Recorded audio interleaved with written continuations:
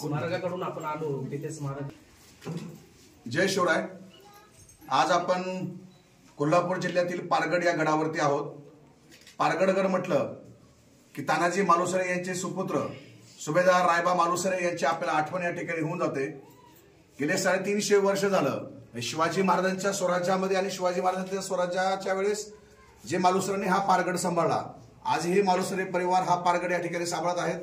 आणि त्याच रायबा मालुसरे यांची ही समाधी आपण आज या ठिकाणी पाहू शकतो।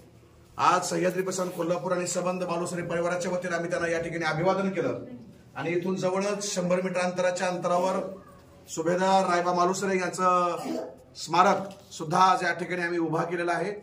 आणि पंचधातूची अशी मूर्ती जगामध्ये प्रथमच आपण या रायबा मालुसरेंची पारगडावर उभा केलेली आहे। मी सर्व शिवभक्तांना आवाहन करेन की जेव्हा जेव्हा आपण कधी पारगडावर याल निश्चित रायबा मालुसरे यांच्या समाधीचं आपण दर्शन घ्यावं आणि इथून जवळ असणाऱ्या सुभेदार रायबा मालुसरे यांच्या स्मारकाचं दर्शन घ्यावं अशी विनंती करतो।